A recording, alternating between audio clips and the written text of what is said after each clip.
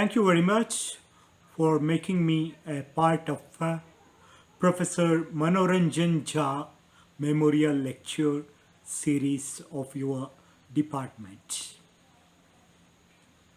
I have read and heard many good things about Benares Hindu University and also about scholars like Manjoranjan Jha of your department. 10 years ago, I came to Benares with wife and daughter as tourists. On the last day of our tour, we decided to tour BHU. We engaged a taxi which did one full checker of your beautiful and well-planned campus with all those magnificent buildings and tall trees on either side of the road. I really got tempted to get down and look for political science department, but we had no time. I'm happy that I could get in touch with you teachers, students and scholars of the department this way. I thank Dr. Anjaya for contacting me and Professor Shubharao for inviting me to deliver this lecture. In Northeastern Hill University, I teach a paper titled Critical Traditions in Western Political Theory, where I discuss the contributions of different radical contemporary political theories. While teaching the course, I realized how Theodor, Adorno and Herbert Marcuse have enriched my understanding of the changing socio-economic dynamics in Western capitalist societies. However, I wondered how far their ideas are relevant to understand the Indian reality. It was that which led me to this talk. For the purpose of convenience, I divide this talk into three parts. First, I will explain in brief what this theory and concept of culture industry is all about. Next, I will discuss the history and growth of Indian cinema. If time permits, I will talk about TV industry as well. And finally focus on the political implications of culture industry and the influence of these entertainment industry sectors on the society and people in India. Now let me come to the first part. The concept of culture industry was first mooted by Max Horkheimer and Theodor Adorno in their book Dialectic of Enlightenment, published in 1944. Adorno elaborated this theme further in his subsequent writings. Herbert Marcuse has also reflected on the implications of the development of culture industry in his famous book One-Dimensional Man. Their ideas can be summarized as follows. Frankfurt School theories. They believe that prior to the development of monopoly capitalism, art and culture used to be an expression of human spontaneity and individuality. Art and artists enjoyed some autonomy. Art had use value, but it was not fully commodified. But all this spontaneity and autonomy of arts and culture began to disappear once monopoly capitalism established itself. With the rise of state monopoly capitalism, art and culture become commodities that can be purchased and sold. Culture itself develops into an industry which will be run like any other corporate, industrial or business corporations, with profit becoming a motive force of cultural production. All artists, poets, writers, musicians, actors, singers, etc. become wage workers and lose their autonomy. According to Horkheimer and Adorno, culture industry is interested neither in protecting high art nor in popularizing folk art. It only aims at standardizing art forms to an extent where it can be sold profitably to large sections of the people. All products coming from or coming out of this culture industry in the form of songs, music, stories, radio and TV programs or cinema, they lack authenticity or originality. Saleability is all that counts. Profit is what it seeks. But is profit the only objective of culture industry? No, not just that. In addition to seeking profits, the theorists say, culture industry also works as an agency of mass deception.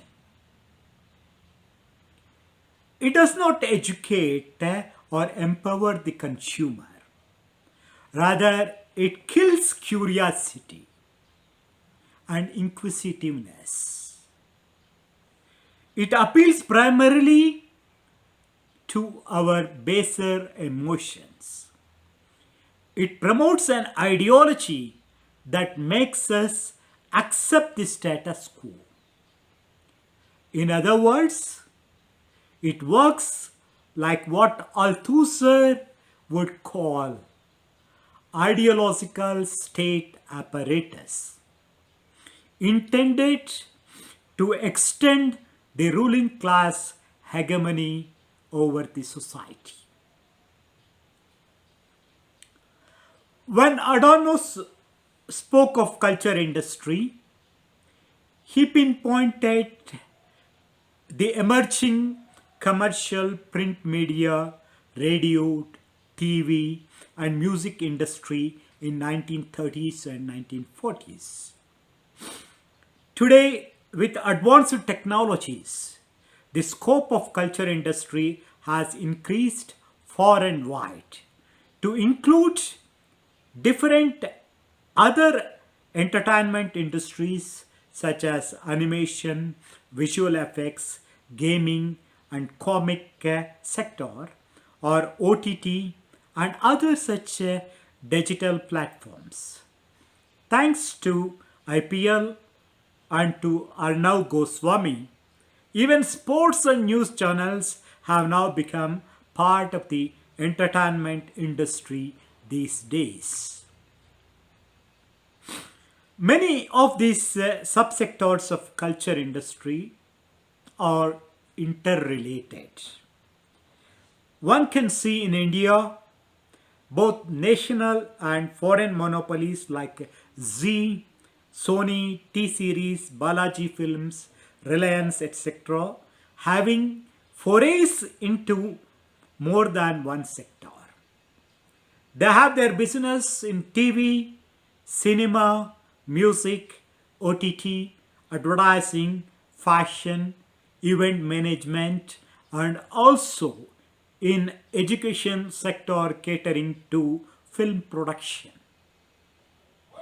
Technically, all these sectors are assumed to be part of a entertainment industry.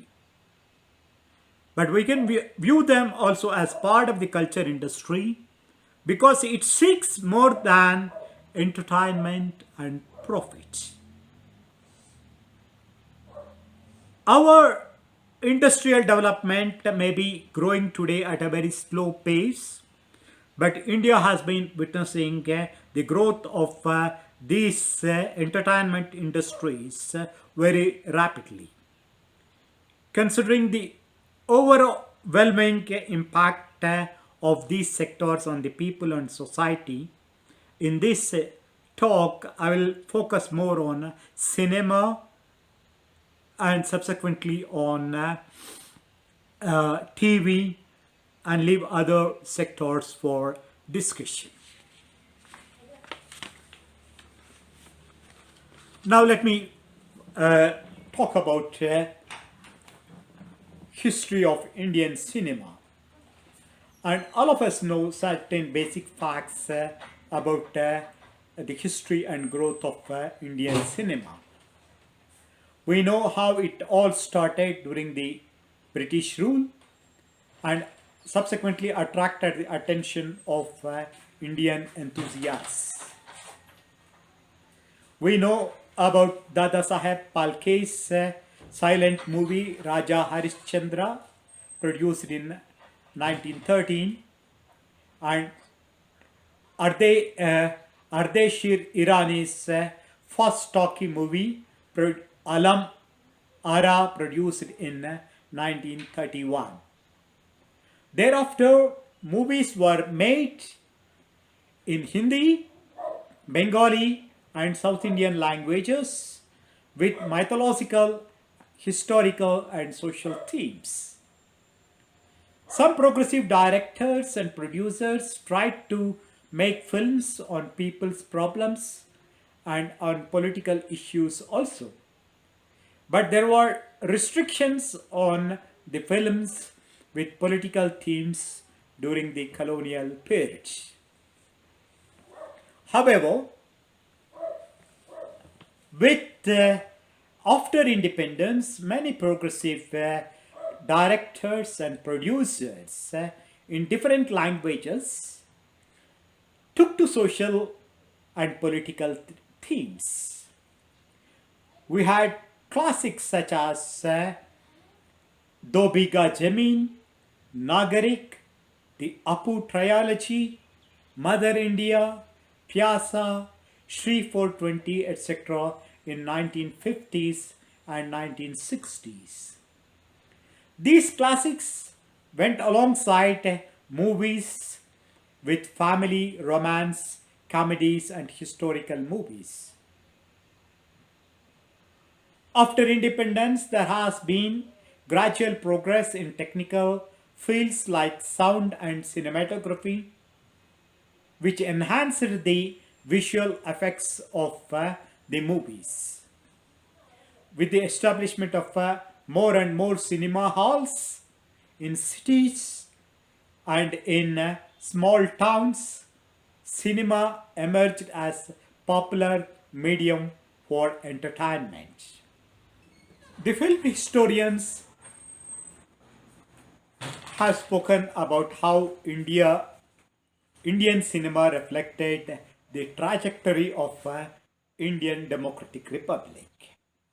The films of 1950s and early 1960s showing the hopes of newborn nation state, and that of the 1960s and 70s showing the anger against the failures and also showcasing the disappointment and frustration. The 1980s dealing with the middle class dilemmas. And since 1990s, the cinema coming to represent aspirational Indian urban middle classes, making it big within and abroad.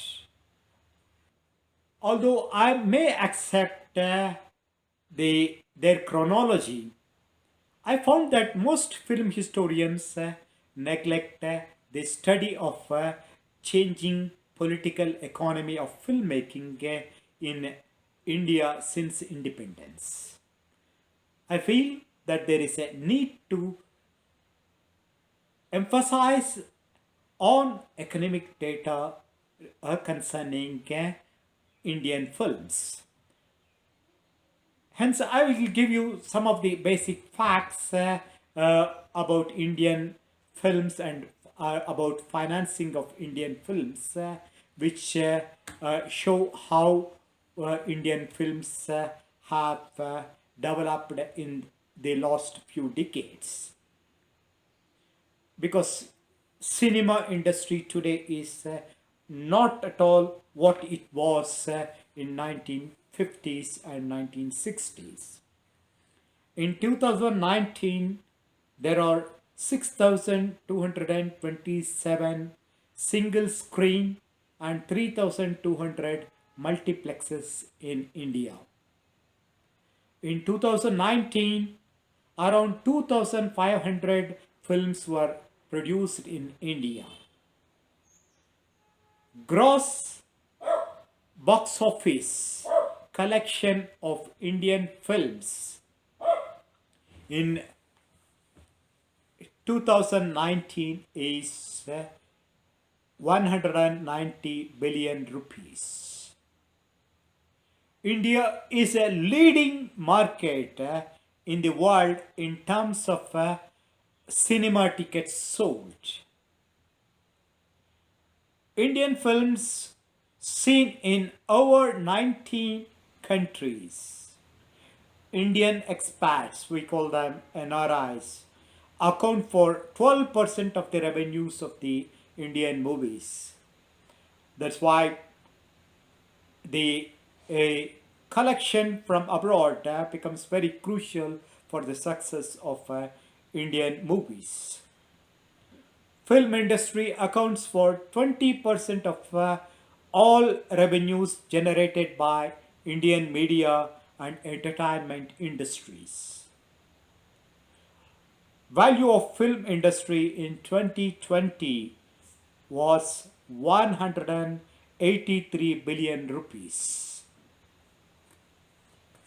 You also know how much the leading star actors and directors charge for each movie.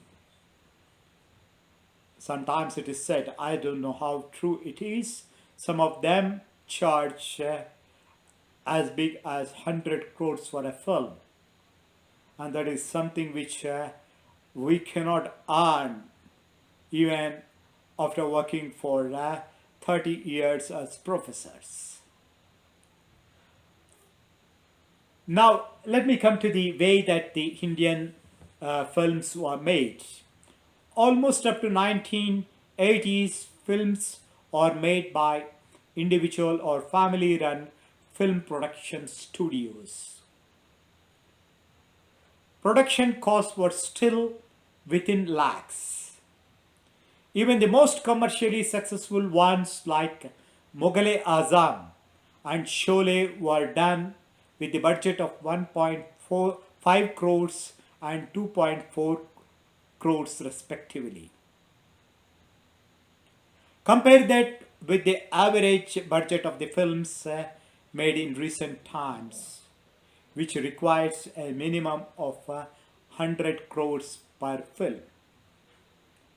Successful films like Bahubali, KGF and RRR are made with a budget running to 300 to 400 crores. Although the cost of engaging The grassroots casual artists and technicians are as per market rate.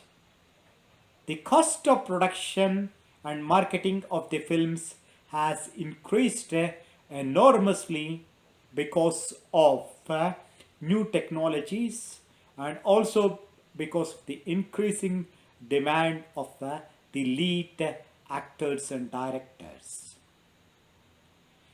In these circumstances, it is impossible for any individual producer or family or production house to bear the entire cost of production.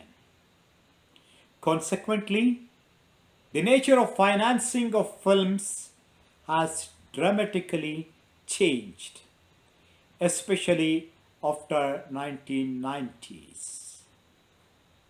Economic liberalization allowed the entry of FDI and facilitated collaboration of Indian and foreign entertainment industries.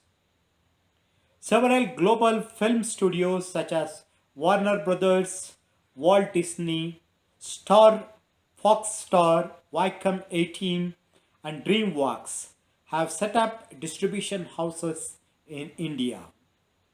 They have also entered into partnership with the local film production houses through acquisitions and co-production agreements. Although one or two persons are projected always as producers of the film, whose names you can see in the titles of the film, they are not the only investors. The so-called producers mobilize the required finances not only from their own resources but also from equity funds, loans, bank and film funding agencies. Recently, two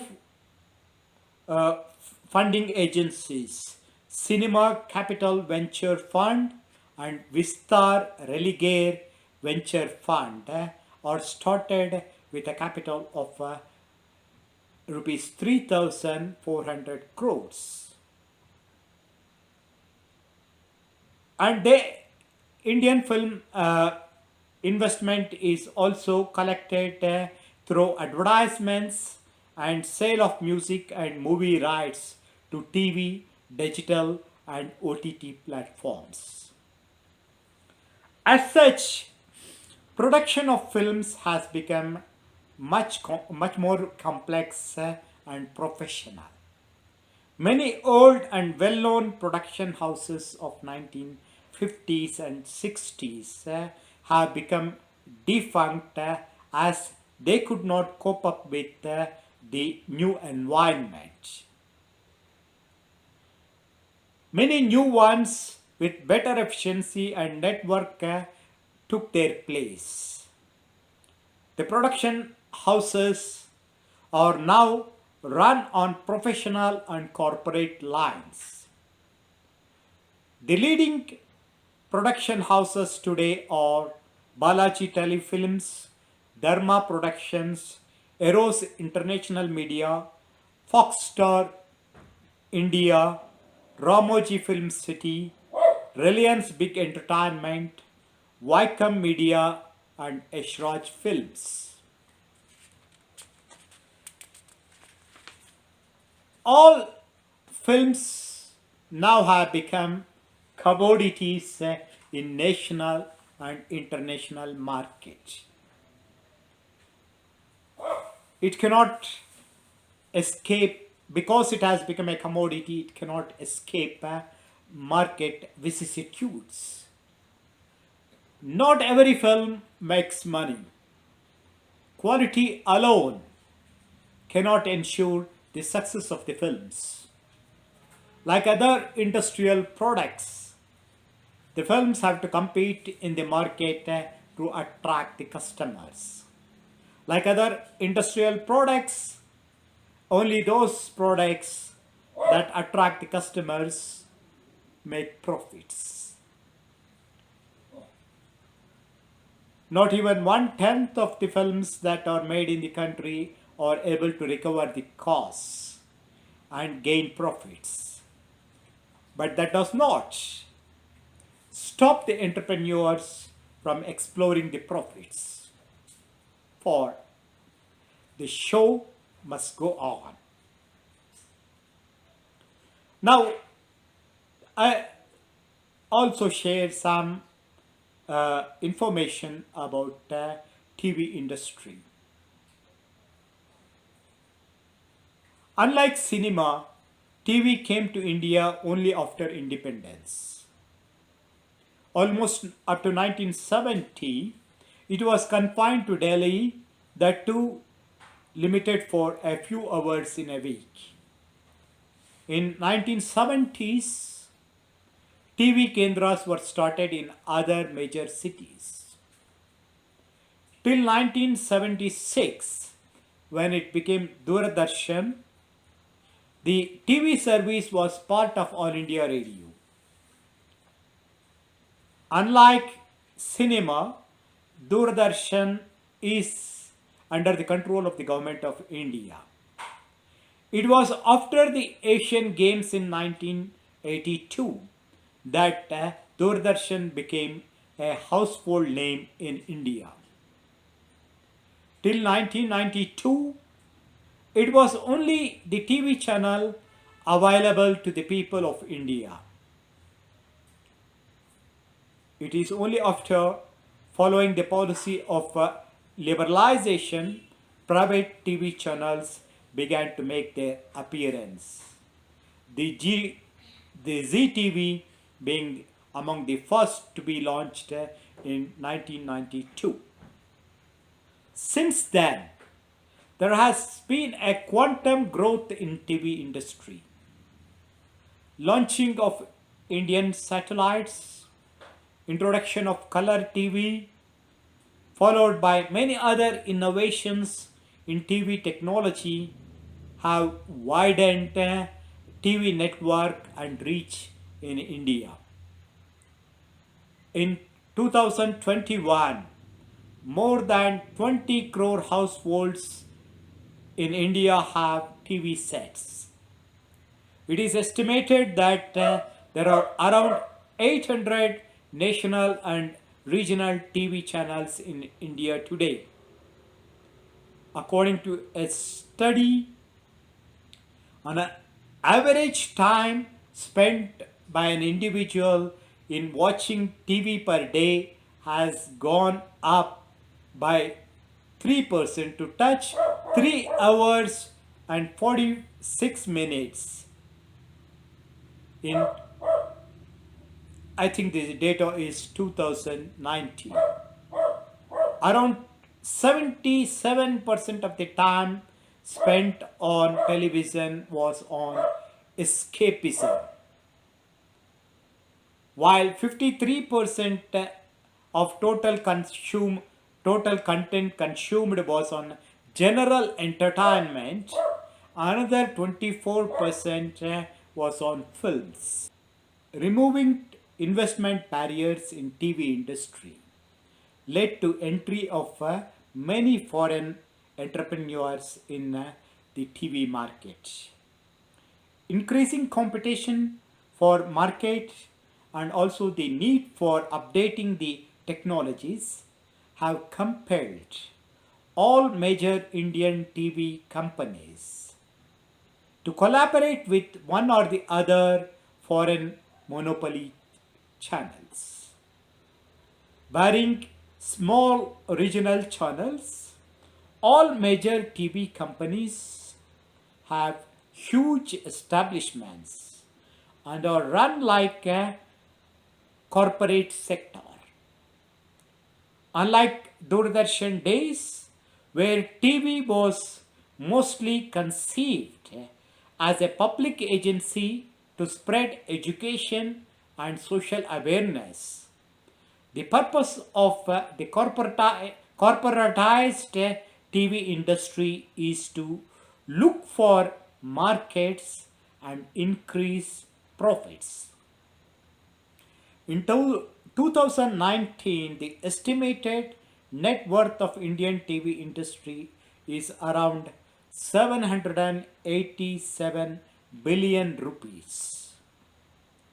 In 2021, TV industry in India earned rupees 720 billions as subscription and advertisement revenue. As of March 2022, Z Entertainment Enterprises generated 66 billion rupees, followed by Sun TV Network and TV18 with earnings amounting to 31 billion rupees and 11 billion rupees respectively. This data is sufficient to show that the leading TV channels are giant monopolies selling entertainment for making profits.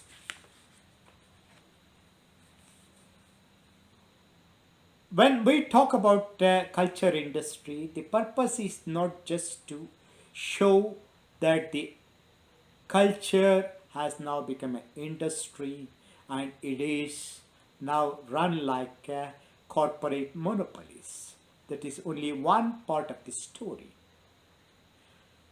The another aspect which culture industry theories emphasized is on the content of these cultural products and on the impact of these cultural products on politics, society and human minds. This idea of culture industry is basically mooted in the context of Western capitalist societies where capitalism has already reached the stage of monopoly capitalism and the society has become individualist, more urbanized and has become competitive. But when it comes to a country like India, the culture industry is no doubt now a capitalist monopoly industry, but it has to operate in the context of a different kind of society and culture, which is not completely capitalist. Our culture is capitalist in some ways and also feudal, patriarchal, casteist and communal in some other ways. So how does the culture industry create content in this kind of society and what will be the impact is something that we need to see.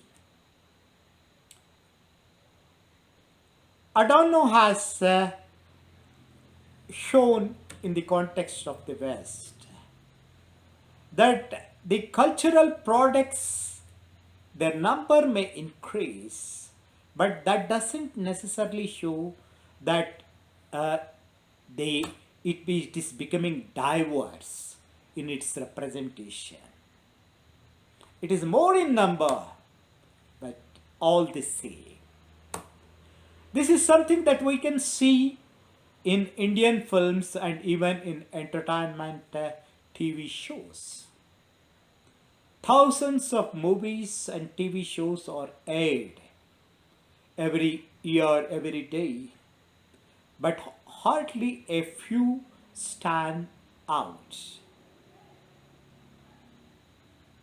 We can see there are so many TV channels and so many movies, but their content is similar and are familiar. The generation which has seen Doordarshan in its heydays admit that they have seen better and diverse content than what they see today, despite having hundreds of national and regional level TV channels. So also the films. Content-wise, the films of the 1950s and 60s were better compared to what it is today. Although we can say that technologically speaking, the films today are better made. They are more appealing to eyes and ears. But you cannot say the same thing when it comes to content. Most of the TV operas, soaps, are poor imitations of the films. And the films are again the copies of some other films made earlier in 50s or 60s or made in Hollywood or some other foreign films.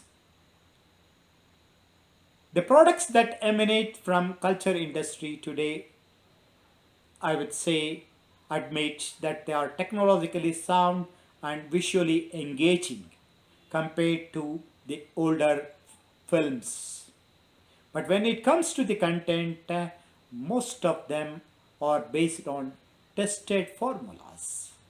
Of course, these formulas may differ from the West and the Eastern countries like India. Some of the routine formulas, I make a list of them for you to think about each. One is individual love.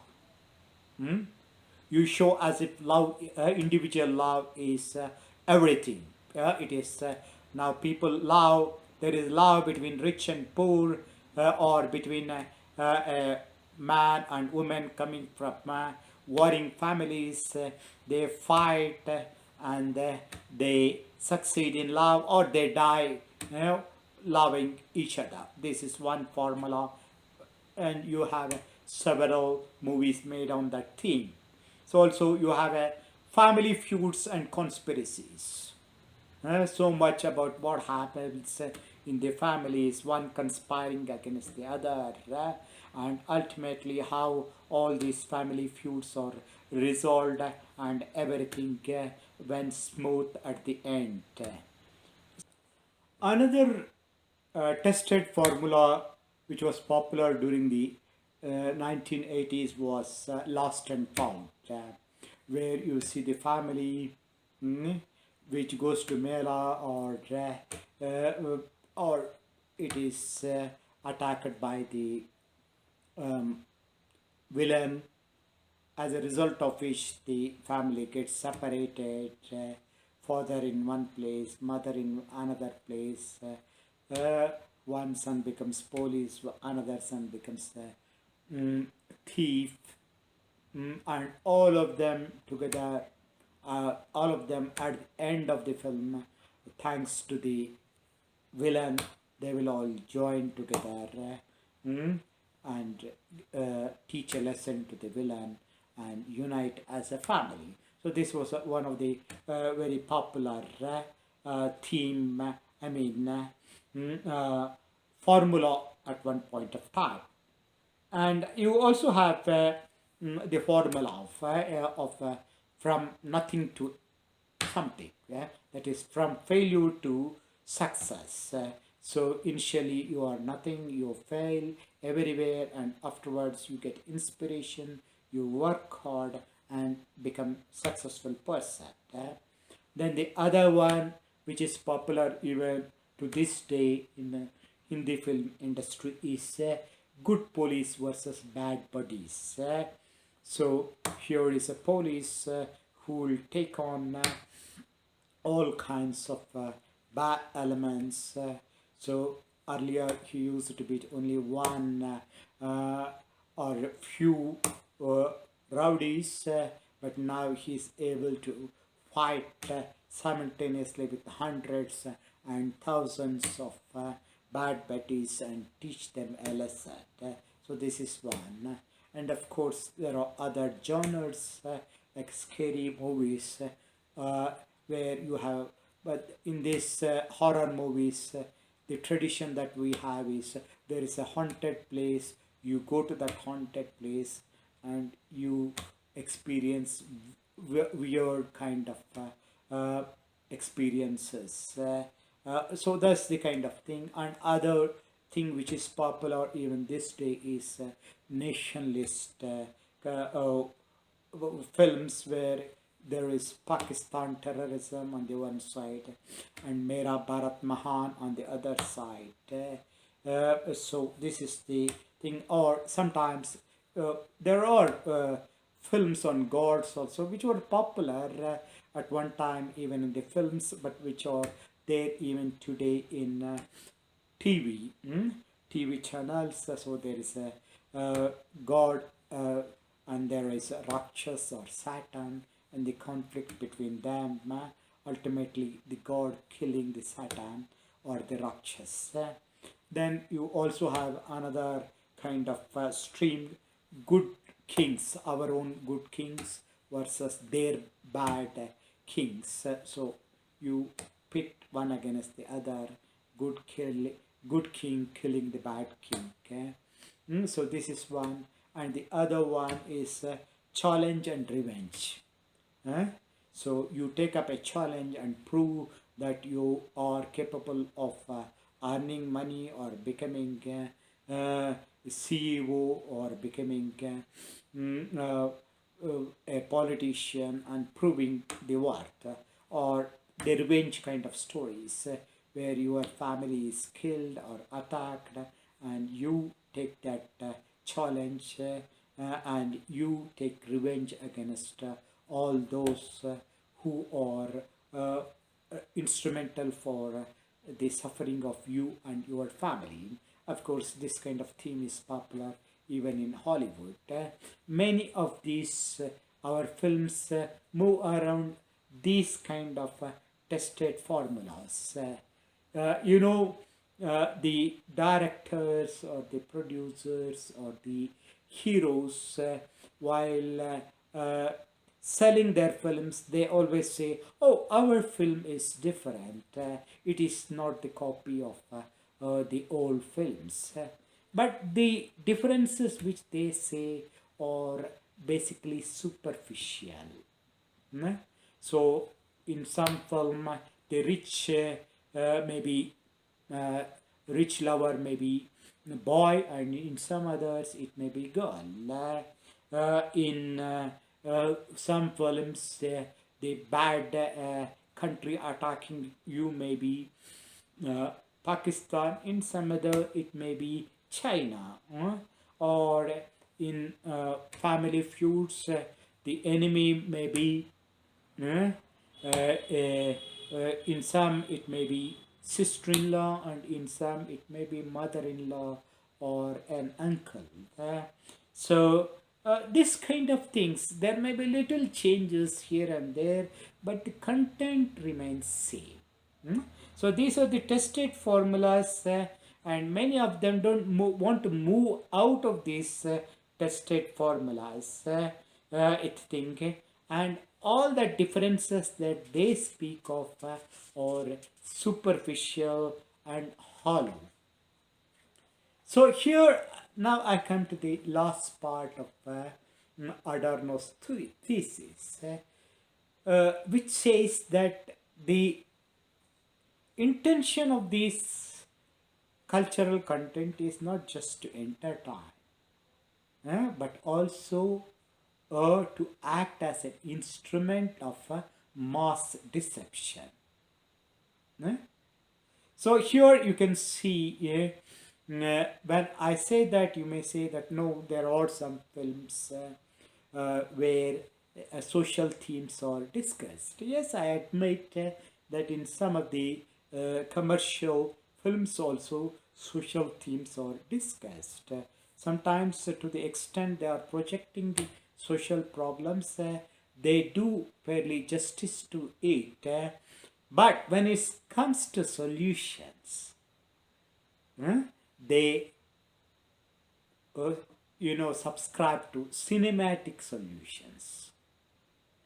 Like the gods coming to rescue the devotees, the hero comes to teach a lesson to the bad buddies, be it in the family or in community, village, or city, or country as a whole. The filmy heroes, including the rebellious ones. Sometimes you show the heroes as rebels, even as Naxalites sometimes, or smugglers and dons. But even they act within the system and never against it. Whether it is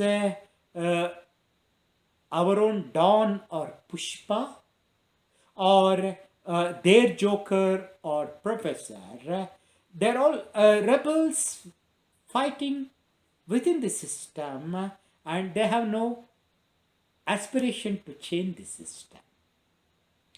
The mainstream movies never show the people as agents of social change, or as those who have the capacity to understand their own problems through experience and find out solutions and fight for resolution of their grievances. The masses are at best shown as victims who cry when the villains strike and hail, sing, and dance when the hero comes and resolves their problems, all their problems. That way, culture industry purports to provide basically entertainment. Yes, entertainment, but devoid of any redeeming features. Cinema becomes an escapist route to the most. We intend to see the movies not to learn or to realize anything new, but to escape into a make-believe world where there is going to be love, happiness, and fun.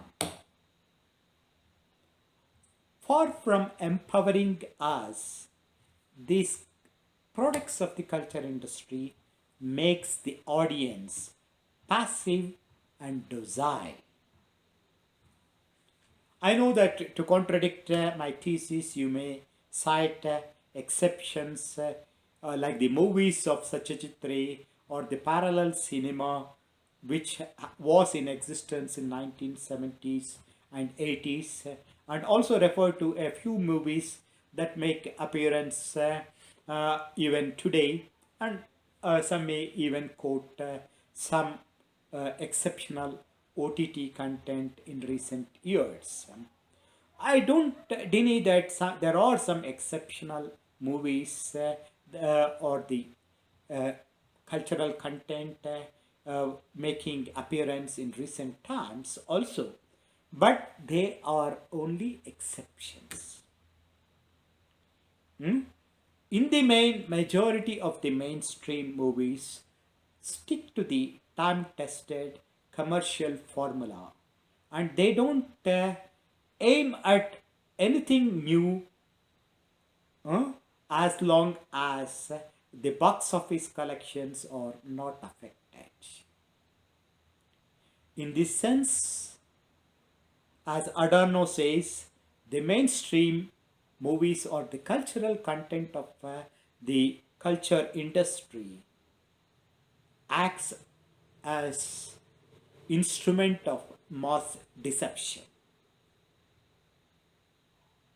There is no way that we can go back to the golden era of 1950s and 60s, just as we cannot go back to the heydays of what we can say Doordarshan of 1980s for a good content. The number of TV channels increase, number of the movies made will increase, technologies develop, and the reach of these films and the TV channels each it will cover almost the entire Indian population in the next few years. But